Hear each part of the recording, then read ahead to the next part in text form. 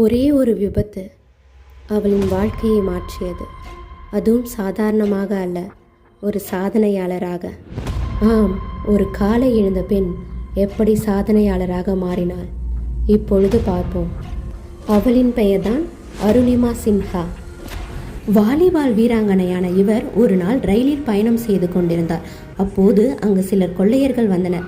அவர்களை எதிர்த்து இவள் போராடினார். ரயிலில் இருந்த சங்கிலியை இழுக்க முயன்றாள். அதனால் அந்த கொள்ளையர்கள் அவளை ஓடும் ரயிலிலிருந்து தள்ளிவிட்டனர். மற்றொரு ரயில் அவள் மேல் ஏறிச் சென்றது. இதனால் ஒரு காலை இழக்கும் நிலை ஏற்பட்டது. அப்போது பலர் சொன்னார்கள், இனிமேல் உன்னால் எதுவும் முடியாது என்று. ஆனால் அருணிமா அதை நினைத்து அழவில்லை, சோர்ந்தும் விடவில்லை. ஒரே ஒரு முடிவெடுத்தாள், உலகின் மிக உயரமான எவரெஸ்டை நான் ஏறுவேன் என்று.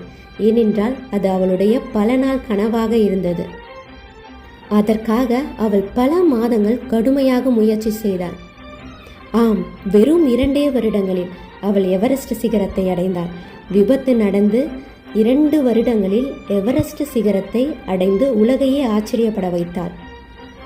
இங்கு உடைந்தது அவளுடைய கால் மட்டுமே தவிர அவளுடைய நம்பிக்கையோ மனமோ அல்ல.